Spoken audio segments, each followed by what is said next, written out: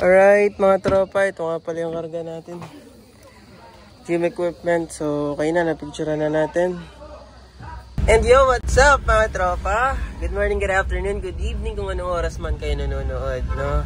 At welcome sa ating Lalamove Journey Day 29 mga tropa. So na-miss ko kayo mga tropa. Ilang araw din tayong hindi nakabiyahe dahil may mga ginawa tayo, no? So meron na tayong biyahe ngayon mga tropa. Bali time check tayo 2:05 in the afternoon mga tropa. Meron tayong booking going Angeles, Pampanga. Dito natin pipikapin sa San Jose del Monte mga tropa. And itong maganda mga tropa, 3 kilometers away lang sa atin. So apakaganda mga tropa. And then priority booking pa siya. So let's go mga tropa, I'll update you later. Let's go. Alright mga tropa, we are here na, no, sa booking number 1, pick up. So tinawagan na natin si client. Gym yata to? Gym equipment. So update ko kayo mga tropa.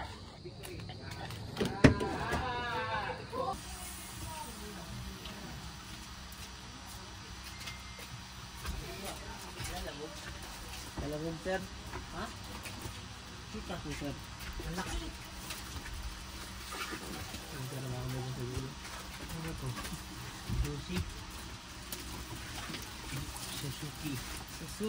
Suzuki to no? Pa nandiit. Ito lang po yan ma'am. Opo.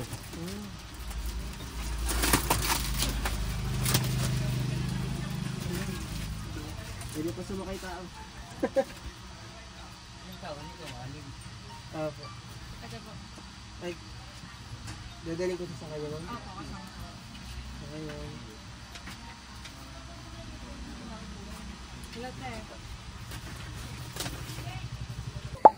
Gym equipment. So kayo na, napicturean na natin.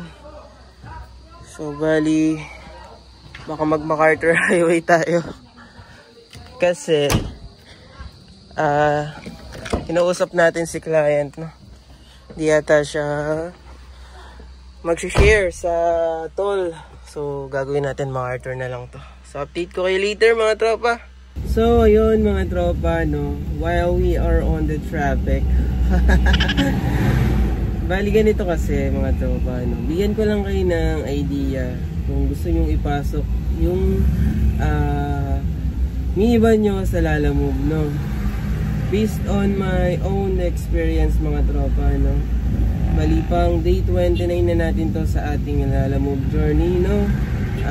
Bigyan ko kayo ng mga idea and experience regarding sa pagbiyahe, no, sa Lalamove. Sa mga sa mga hindi pa nakakaalam, no, mga tropa, bali 20% yung deduction ni Lalamove, no. Alam ko standard na to kahit sa anumang delivery app.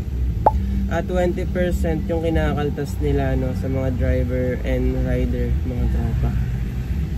And sa minivan naman mga tropa, pag pinasok nyo na, huwag kayong mag-expect, no, na kikita agad kayo. Sa akin kasi yung first day ko dito, kasi syempre nangangapa pa ako, kinakapa ko pa kung paano yung sistema, no. Iba kasi pag sa 4 wheels na mga tropa, diba, unang-una alalahanin natin yung magiging maintenance natin ng sasakyan, no. Gasolina, yan, yung mga wear and tear, yan nga yung mga maintenance natin.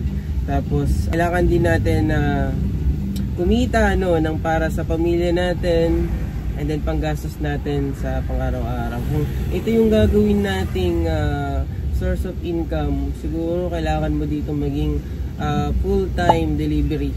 Kung ito talaga yung gagawin mong main source of income mo, gawin mo mag full-time ka talaga mga tropa. Hindi dito pwede yung parang pepetex ka ng biyahe, yung sundot-sundot ka. Kung ito ang main of source of income mo. Pero kung meron ka pa naman, like for example, working ka pa or may other business ka, pwedeng pa sundot-sundot lang yung biyahe mo dito. Pero kung ito yung gagawin mong main, kailangan talaga full time ka dito mga tropa. Sa inyo nakikita ko. Saka minsan kikita ka ng talo, kikita ka din ng panalo. Alin man sa dalawa na yun. So basta bumibiyahe ka lang araw-araw, so matatabunan yung mga pangit na biyahe mo eh. So yun yung na-experience ko, no? For example, kahapon, sample natin, kahapon kumita ka ng less than 1,000. Diba? Parang kulang pa yun, no? Tapos kinabukasan kumita ka ng 1,500 or more or less. Diba? Parang ganun lang yung sistemong nangyayari pagka sa ganitong kalakaran ka, mga tropa. So yun yung nakikita ko. And isa pa, no, kailangan mo dito ng mahabang pasensya. Kasi iba't ibang tao yung may encounter mo dito eh. Merong si urgent, merong si kalmado, merong si demanding. So marami kang may encounter dito. So kailangan mo talagang sabaan yung pasensya mo, no? Tapos kailangan marunong ka din magbuhat. Hindi naman sa totally na bubuhatin mo yung mga items na papunta doon. Kumbaga kailangan mo din silang, kumbaga as a driver, no, na kailangan din, kumbaga ikaw din mismo magbababa minsan kasi yung mga kliyente mo wala silang magbubuhat, so magbubuhat ka. Pero alam ko may other charges yan kay Lalamove, yung parang loading and unloading. So merong bayad yan. Pero kung walang bayad, yung walang nakalagay sa app, tapos nagbuhat ka ng madami, mabibigat, mag-demand ka kay customer na may bayad yung loading and unloading, mga tropa. So yun yung palagi yung tatandaan. Isa pa, hindi mo naman kailangan dito yung magandang phone, kahit yung supported lang na Android na kaya pang gumana, no, para kay Lalamove. And then sipag at tiyaga. So minsan ang ginagawa ng mga ilang mga drivers, nagdadala na sila ng lunch or pagkain, merienda or kape, no, para at least kahit papano, no, makalis ka sa gastos. Kasi kung hindi ka magdadala ng pagkain at nakain ka palagi sa labas, so syempre sayang din naman yung imbis na yung kita mo is pandagdag mo na lang sa panggastos nyo sa araw-araw.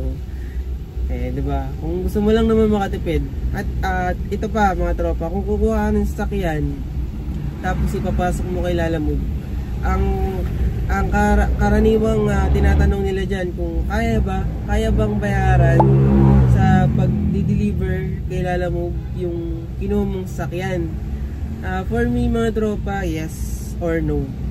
Dalawa, yes or no. Pagka yes, mga tropa, ibig sabihin yan, magpo-full time ka as a delivery. And then meron kang other business na pwedeng sumuporta in case man na hindi ka kumita ngayong buwan na to. Yung no naman, mga tropa, kapag ka pitik-pitik lang yung biyahe mo, talagang hindi ka makabayad ng sakyan. Kulang pa yon sa panggastos nyo sa araw-araw. So yun lang naman, mga tropa. Sana nakapag-share ko sa inyo ng kahit papaanong insight lang regarding sa based on my experience sa paglalamove, no. So time check tayo ngayon, 3:07 PM. Nandito na tayo ngayon sa Bukawi. So mamaya update ko kayo kapag malapit na tayo or nakakuha tayo ng booking na kasabay. If ever man na wala tayong booking kasabay, all good lang, mga tropa, kasi priority booking to. Pwede na, pasok na. So update ko kayo later. Let's go! Alright, mga tropa, malolos na tayo. Time check, 3:57. So medyo di naman ganun ka-traffic, mild lang. So update ko kayo later, mga tropa. Alright, mga tropa, Pampanga na tayo. Time check, 4:47 PM. Let's go! Alright, mga tropa, we are here na sa Angeles City, no? Time check, 6:12 PM. 15 minutes na lang, mga tropa, nandun na tayo sa ating drop-off. So wala tayong nakuhang booking, no? Ewan ko lang, napasok kanina. Meron man, pero naunahan tayo. Pero all goods lang, mga tropa. Naka-priority yung booking natin, no? So ano nga pala to, ang price ng ating booking ay 1,838, mga tropa. Ay, hindi ko mapakita sa inyo masyado. Pero mamaya papakita ko. So, update ko kayo. Malapit na tayo. Alright mga tropa, nandito na tayo sa Angeles, no? So, check natin. Yung likod ka, sir? Maluwag naman po, sir.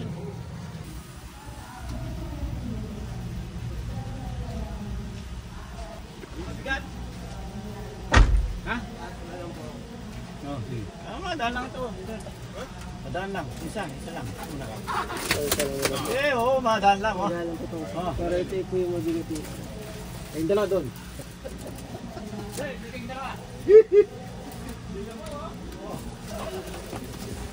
Kaya sana ng dalawang tao.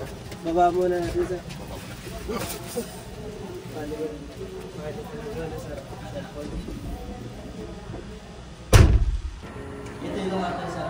Yan po yung manual sa binigay. Right mga tropa, walang signal. May na-signal dito, sir, no?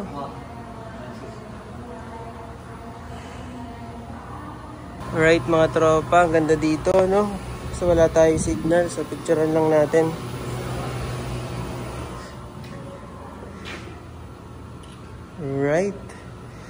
Alright mga tropa, na-drop na natin yung gym equipment, no? Bali, pakita ko lang sa inyo.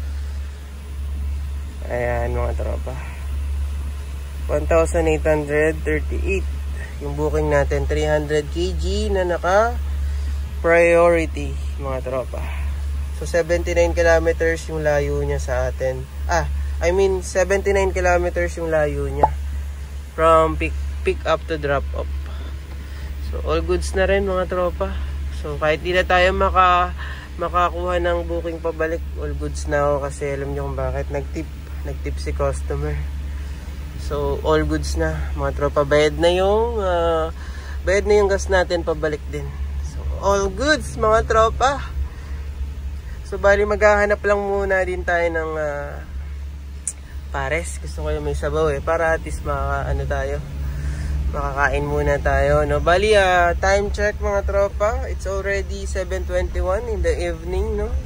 So update ko na lang kayo later kung sakaling makakuha man tayo ng booking, pero kung hindi man, okay lang din. All goods na. Mga tropa, may papakita ko sa inyo. Ayan, no? Ang cute nila. Sana all.